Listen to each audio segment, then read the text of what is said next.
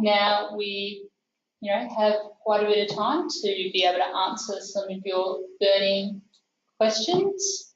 We have some already, but people should feel free to add some more in if they would like to. And if you want to hear or read about more stories of different people who did the 2013 Future Leaders program, on our website we have the evaluation report that we did in 2016, which involved interviewing a lot of the people who did the first Future Leaders, and that report includes profiles from different people. The first question that we have here is, I've already done the Autism CRC Research Academy. Does that change the application process? And no, it doesn't change the application process. Anyone who's previously done our Research Academy workshop or anyone who is part of the 2013 Future Leaders will still need to go through the same application process as other applicants. The selections for this program will be based on the information that you put into this application. They won't be based on any previous information that anyone who happens to be in the project team or on the selection panel may know about you. I think we also had a question for Jackie. Yeah. If you wanted to. Sure. So answer that. Question that I have here is, what is one thing you wish you'd known before the Future Leaders program to help you prepare? There's probably a million things that I would have liked to know beforehand. I think the biggest thing for me, though, was that I really went in completely blind. I was really new to my autism diagnosis. I was really new to the whole idea of autism and autism advocacy. So I think what would have been the most helpful thing for me to know going in was just to know that autism advocacy did exist, and that there were opportunities to be a leader within the autistic community. I think if I'd gone into the program with that mindset of this, autism advocacy is a thing that I want to get involved in, and I want to learn how to be better at that, then I would have gone into the program really looking for opportunities to develop my skills and to sort of better myself as a leader. Whereas the situation that I was in, I went in not knowing what to expect or what I was going to get out of it. And so I came out of it wanting to be a leader and to better myself, but there would have been opportunities through the program that I really could have taken more advantage of if I had gone into it with that goal in mind. And I guess that's the benefit that you have of this Future Leaders program, is that it's very clear what the program is going to involve and what you are going to get out of it. So you know that you're going into it with the intention of coming out as a better leader and a better advocate. And yeah, so I don't know if that really helps. I think it's the one thing I wish I'd known is probably the one thing that all of the participants going into this program are going to be well aware of. So it gives you an opportunity to really make use of what the program will involve in a way that I maybe didn't as well as I could have. Yeah. Thanks, Jackie.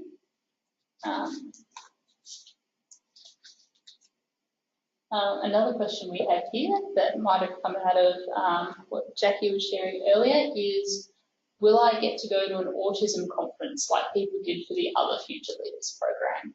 Unlike the 2013 program, this program isn't tied to a conference, and attending a conference isn't a part of the program.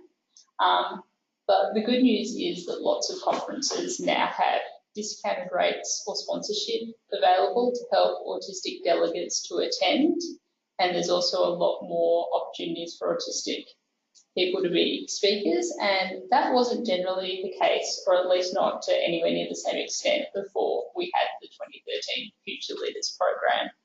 So from my perspective, and I don't know about from Jackie's as well, I think the Future Leaders program in 2013 was a bit of a catalyst for helping to start make some of those conferences a bit more inclusive. Yeah, I definitely agree with what Tori said there. I think in the last sort of 4 or 5 years, we've definitely seen conferences making more effort to have autistic people as keynote speakers, and to make sure the environment is autism friendly, and to make sure that there are discounted registration rates for autistic people, and all of those sorts of things. And some conferences do it better than others, of course, but I think in general, most conferences have definitely come a long way, even just in the last 2 or 3 years, in terms of being more inclusive for autistic people. Yeah, so I definitely encourage people to go along to an autism conference if you have a chance. But as Tori said, it's not going to be part of the program this time. Yeah.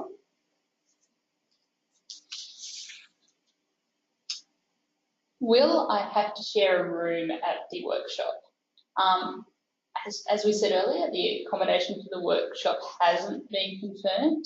But it is possible that we may end up with a venue where people are in 2 or 3 bedroom apartments rather than in single hotel rooms. But if this is the case, we're still definitely going to ensure that everyone has their own bedroom.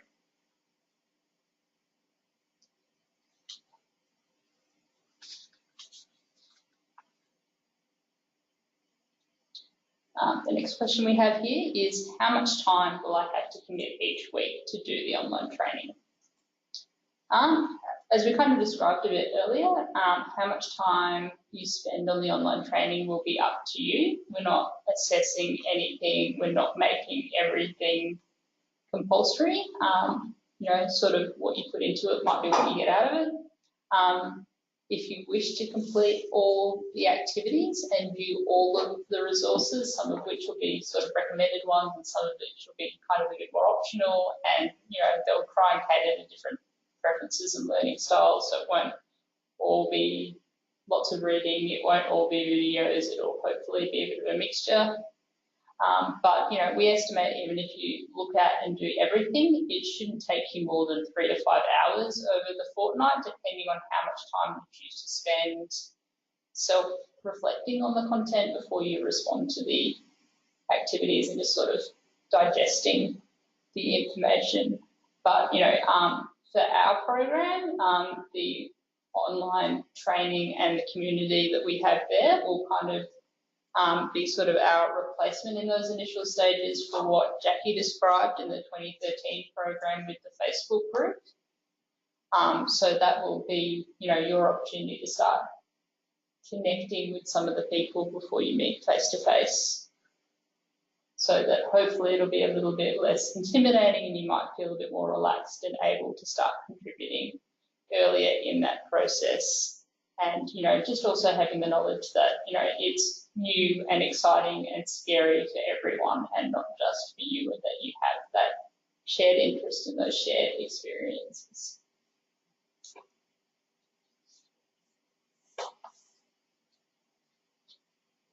The next question we have is one that we've been getting from a couple of people. I'm from New Zealand. Would I need to pay my own travel costs to get to the workshop? The costs that will be covered will be the same whether people are from Australia or in New Zealand. Unfortunately, we're not able to offer the current program more broadly than those for people in those 2 countries. So we'll cover the flights, transfers to and from the airport, accommodation and some meals. You know, there may still be a couple of extra things you'll have to organise and pay for yourself. For instance, having a valid passport that allows you to travel to Australia would be your responsibility.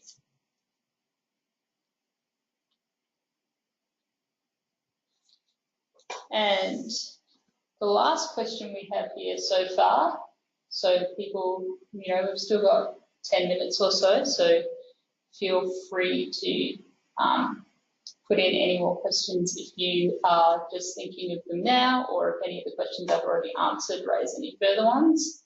But the next question that we have is, who will the mentors be? We haven't, you know, appointed the exact mentors yet, but the mentors that we will have will be established leaders in the Australia and New Zealand autistic community, and there will be a process that we'll use to match people up that might partly, be based on people's interests and experiences and aspirations. In some cases it may be based a bit on geography because, where possible, we would like, the opportunity that you might get and that your mentor face-to-face, and obviously that's going to be a lot more possible if you already live in the same area.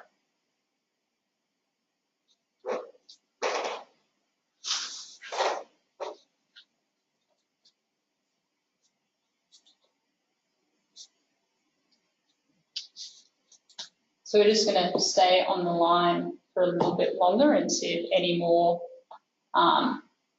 questions come through. But if you don't think of a question now, or if you're only watching this webinar later on, then if you go onto our website, you'll find my email address, thar@autismrc.com.au, and then you'll be able to email questions to me. We also have a post and may have future posts about the program on social media, and we encourage people to share the information with other people that they know who may also be interested in doing the program.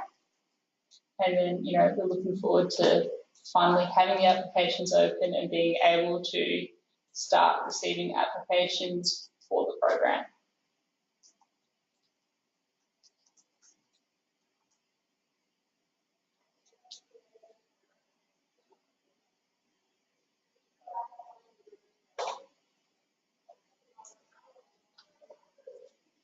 All right, so questions.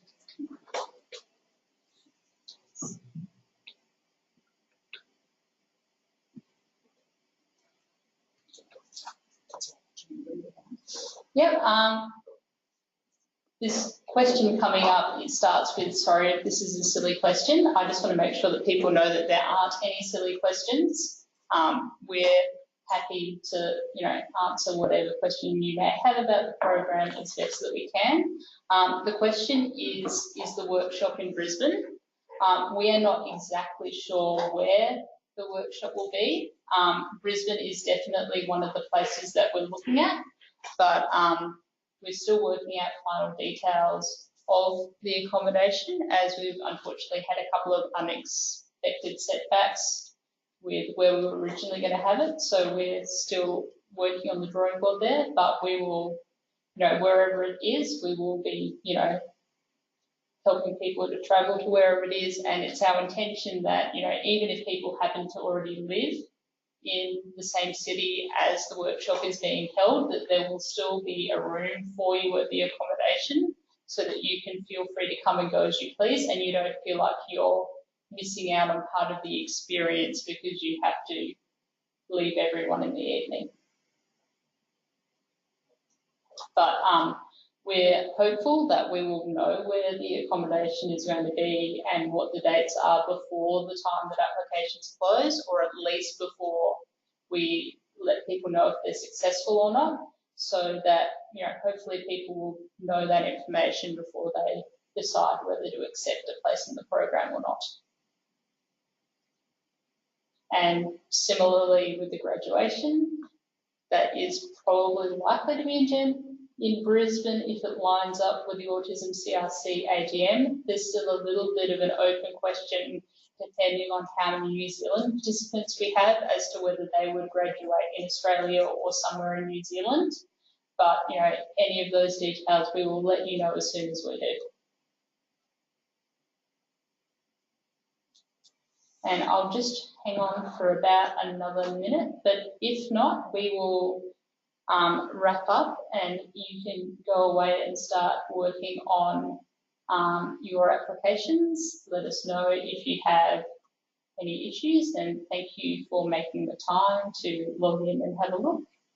I am, very thankful for Jackie for being able to come in so that it wasn't just me talking for the whole time. But also because, we want to make sure that we have people's actual experiences, you know, front and centre. We want to make sure that, you know, people feel safe and included, and then it's not that, you know, everything's built on people's experience, and it's not about one particular stereotypical type of leadership. It's about, you know, people coming into who they already are and the strengths that they already have.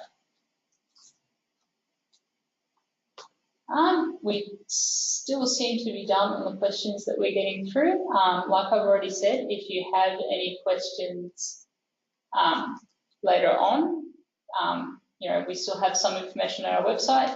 We've got FAQs on there as well. The recording of this will be available later on. But, you know, like I said, that email address is there if you need to get in contact, whether it's about questions about the program or, you know, the process, so on and so forth. So it would be good if you could check the information we already have out there. So that's just in case that question's already covered. That's still there for clarifications. So thank you very much for attending today, and with that, hopefully very, very soon the online forms will be open and you can start working on applications. Thank you guys very much for coming, and I hope that this has been useful and informative for everyone. All right, goodbye for now.